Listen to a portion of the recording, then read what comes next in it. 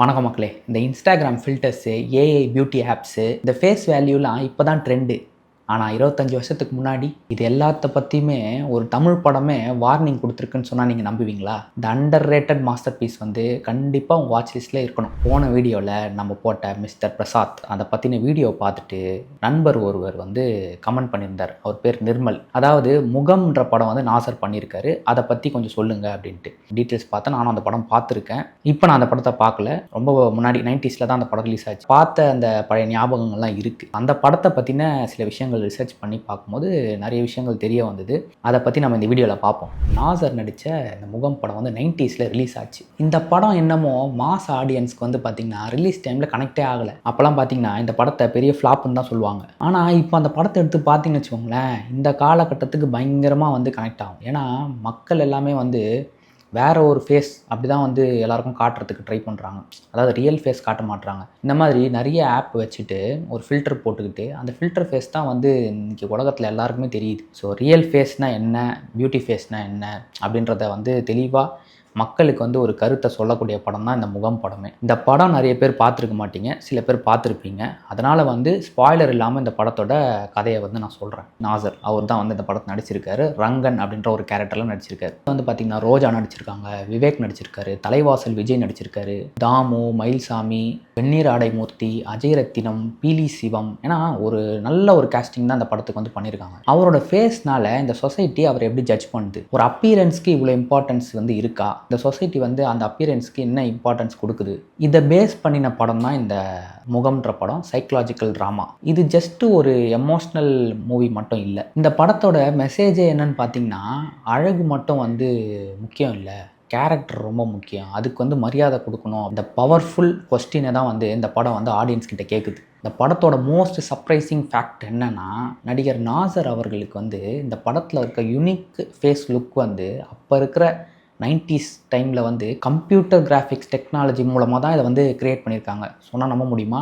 இந்த சிஜி பார்ட்டை வந்து சூப்பர்வைஸ் பண்ணவர் வந்து பார்த்திங்கன்னா ட்ராஸ்கி மருது. இவர் தான் என்டையர் திங்க், இவரோட யூனிக் ஃபேஸ் வந்து கம்ப்யூட்டர் கிராஃபிக்ஸ் பண்ணதை கம்ப்ளீட்டாக வந்து சூப்பர்வைஸ் பண்ணி இதை வந்து ஒரு கிராஃபிக்கல் விஷயமாக வந்து கொண்டு வந்ததே வந்து இவர் தான். 90s காலகட்டத்தில் வந்து நிறைய படங்கள் வந்து ஹாலிவுட்டில் வந்திருந்தாலும் தமிழ்நாட்டில், இந்தியாவில் தமிழ்நாட்டில் வந்து பார்த்திங்கன்னா இதான் ரொம்ப வந்து ஒரு எக்ஸ்பிரிமெண்டல் தான் சொல்கிறோம். ஃபேஸ் மார்ஃபிங்கு, இந்த வந்து யூனிக் ஃபேஸ் கிராஃபிக் எக்ஸ்பிரிமெண்ட்லாம் வந்து பண்ணியிருக்காங்கன்னா பாராட்டக்கூடிய விஷயம்தான். கம்ப்யூட்டர் கிராஃபிக் எலமெண்ட்லாம் வந்து பண்ணதெல்லாம் ரொம்ப குறைவு தான். ஏன்னா ரியல் ஆக்ஷன் படம் தான் வந்து நிறைய வந்திருக்கு. அந்த டைமில் இது ஒரு எக்ஸ்பிரிமெண்டலாக பண்ணியிருக்காங்கன்னா நீங்களே கொஞ்சம் இமேஜின் பண்ணி பாருங்கள். நிறைய பேர் வந்து இது என்ன, அது மேஜிக் மாதிரி இருக்குது, எதுனா மாஸ்க் போட்டால் அதுவா அப்படியா இப்படியெல்லாம் இது வந்து நிறைய பேர் வந்து ஒரு மாதிரி பேசினாங்க.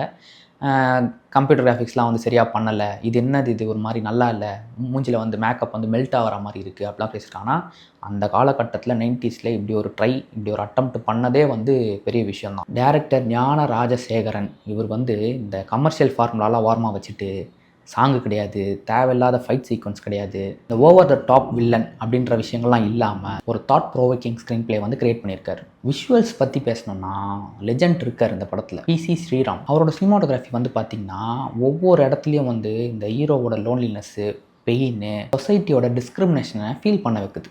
பேக்ரவுண்ட் ஸ்கோர் சொல்லவா வேணும், யங் ராஜா, இளையராஜா தான் பேக்ரவுண்ட் ஸ்கோர் பண்ணியிருக்காரு.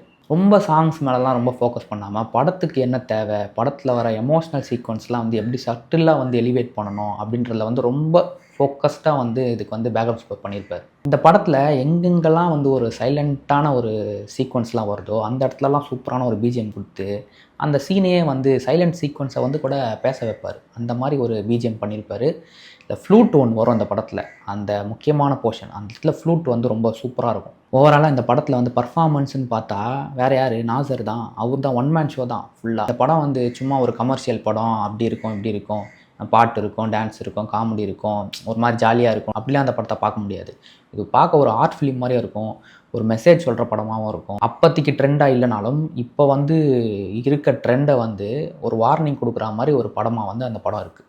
இந்த படத்துக்காக அவர் கொடுத்த பர்ஃபார்மன்ஸ் பார்த்திங்கன்னா ஒரு அண்டர் அப்ரிஷியேட்டட் பர்ஃபார்மன்ஸ் தான் சொல்லணும் இந்த தமிழ் சினிமா பொறுத்த வரைக்கும். ஏன்னா வந்து அவர் இன்டர்னல் அந்த எமோஷன் வந்து அழகாக வந்து இந்த பர்ஃபார்மன்ஸில் வந்து கன்வே பண்ணியிருப்பார். குறிப்பாக சொல்லணும்னா இந்த படத்தில் வந்து மேக்கப் மேனாக வந்து மணிவண்ணன் ஒரு கேரக்டர் ரோல் பண்ணியிருப்பார். அவர் வந்து சூப்பராக அந்த ரோல் வந்து பண்ணியிருப்பார். அது ஒரு சீரியஸான ரோல் தான், ஆனால் ஒரு செம்ம இம்பேக்ட் ஒன்று வந்து கொடுத்துருப்பாரு. ஆனால் இந்த படம் வந்து சொன்ன மாதிரி ஆர்ட் ஹவுஸ் படம் தான். ஏன்னா வந்து அதை வந்து பேஸ் பண்ணி போனதுனால படம் வந்து பாக்ஸ் ஆஃபீஸில் வந்து தோல்வி அடைஞ்சிச்சு.